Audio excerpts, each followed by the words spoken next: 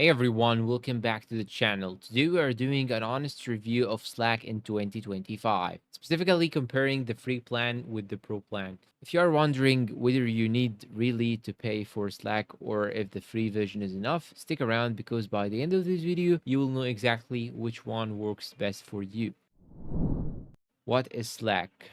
For anyone new to it, Slack is a team communication and collaboration platform. Think of it as a mix between chat, email, and integrations with all your favorite apps like Google Drive, Asana, and Zoom. In 2025, Slack has doubled down on AI features, automation, and integrations, making it one of the most powerful tools for businesses and remote teams.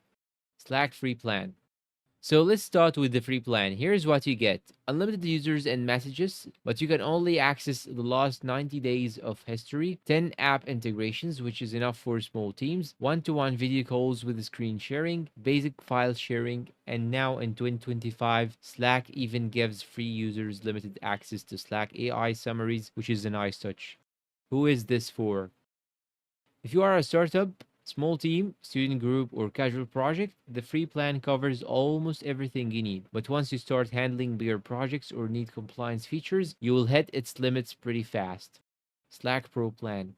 Now, moving on to the Pro Plan. This currently costs around $8.75 per user per month when billed annually. Here's what you unlock. Number one, unlimited message history. No more losing track of older conversations. Unlimited app integrations. Group video huddles with up to 50 people plus recording. Advanced features like guest accounts, workflow automation, and Slack AI with full features. Enhanced security and compliance tools. This is where Slack becomes a serious business tool. If you rely heavily on integrations with project management apps, customer support tools, or CRM systems, Pro makes a huge difference.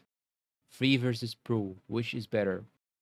Now, choose free if you are a small team, if you do not care about message history older than 90 days, and if you just want a reliable, easy way to collaborate. Choose Pro if your team depends on Slack daily, if you want to keep records of all communication, or you need advanced features like unlimited integrations, guest access, or powerful AI summaries. For most startups and small groups, free is honestly enough. But for established businesses, the Pro plan pays for itself in productivity and organization.